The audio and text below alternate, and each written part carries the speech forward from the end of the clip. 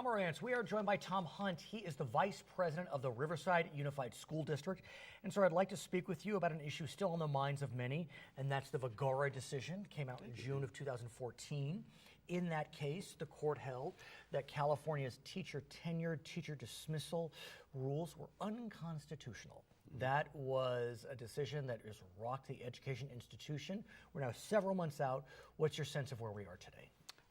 I think we're still at a standstill with the elections that just happened.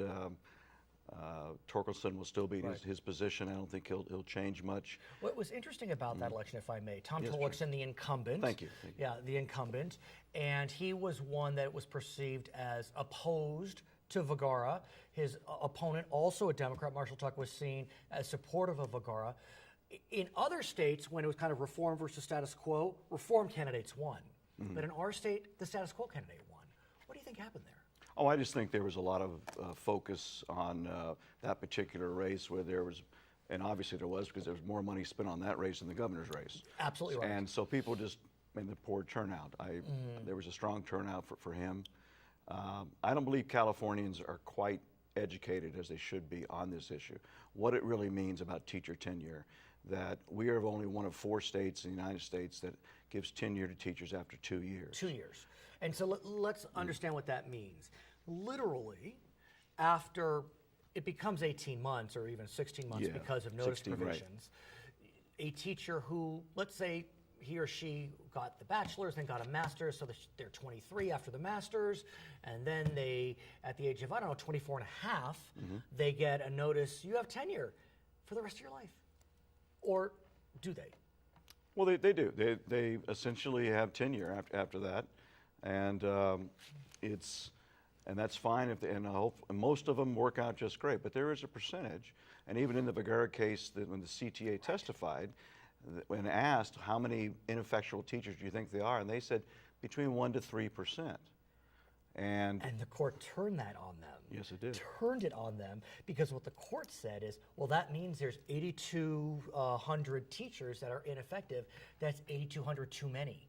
Because you extrapolate that, 8,200 times 30 kids in a classroom. I'm not that good at math. 24,000 kids. That is. That's too many. So we have this decision on the books. We know it's been appealed.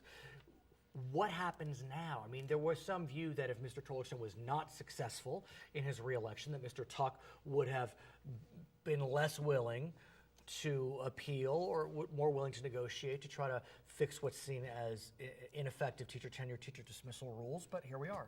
But I think I think that the governor could have stepped in and appealed. I believe in that role. Yes. And the bad part about this is that all teachers recognize, and teachers are essential to the California public education system, and they should be at the table with the reform as they did in Colorado instead of fighting it right now. And that brings up an extremely good point, because it's very easy for us, metaphorically speaking, to bash the teachers. Yeah. And look, I have 2 kids in school, 7th and 5th grade.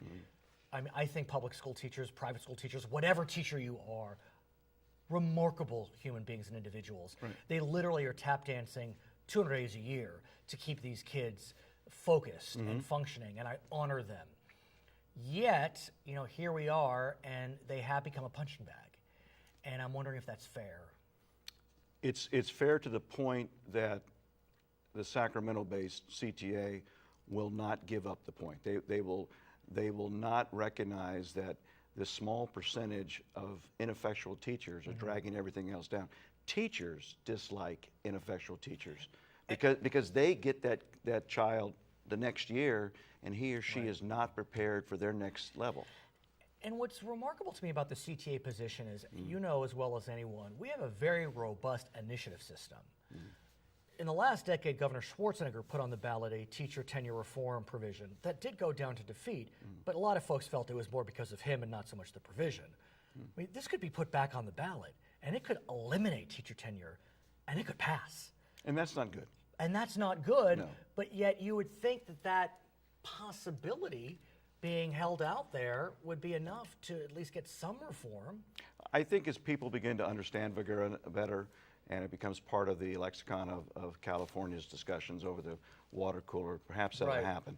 Right now, I still think, just our parents are bombarded with so much, and no one wants to say bad things about teachers. Most of us, in our lives, were affected positively by a teacher or teachers.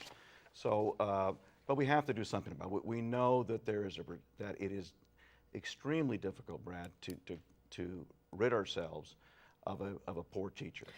We were laughing before. We both were aware of this statistic. Last calendar, I think school year or calendar year, I'm not sure. Calendar year, out of 75,000. How many teachers were terminated for being ineffective? Those. 2. Not in our USD. No, not in our USD. Not in the Inland Empire. Not in the Inland Empire. Not in the LA County region, but the entire state. Yeah, from Eureka to the border. Right, literally, 2. 2. That's 0.0008%. I don't know many professions where I wasn't that good at math. Yeah, Rick. no, I had a good teacher, someone though. told me that. I didn't do that myself right here. But that would be remarkable if there was only 2. Yeah, and it's just so tilted towards the opposite. Teachers recognize that they are an essential part of the education system. They have to recognize, too, then, that we want only the best, and if it's essential, we really can't tolerate the ineffectual teacher.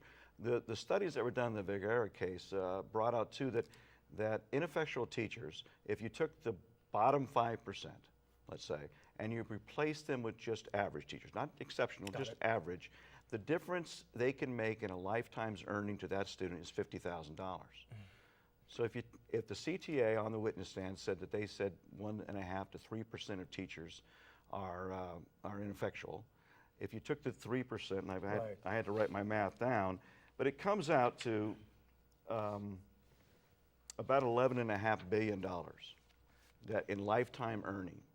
If you just take 200, you take the amount of kids and all of that, and you divide that, it's an exceptional amount, and that drags our economy down. And what also plays into the opponents of the current system is a system that we know as LIFO, last in, first out.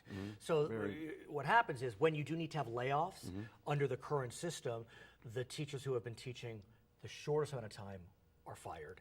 The ones that are teaching the longest amount of time stay. Now, I honor our veterans, and I mean teacher veterans, but young teachers can bring a little, verve into a classroom. Well, it's just not an acceptable way. I mean, we might as well do it on height if you're going to do it on seniority. Right. And I don't mean to dishonor our veteran teachers, and thank God for them, and they do help a lot when we have ineffectual teachers because we give them peers, and that solves the case 9 times out of 10. Now, in the wake of Vergara, there was some small fixes made in the legislature, and that dealt with sexual misconduct. Yes. You know about the Miramonte case where a teacher was serving bodily fluids, his own, to students.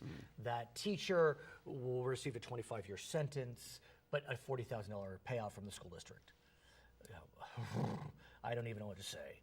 But under the legislation that passed over the summer, that couldn't happen again. So have we fixed the situation?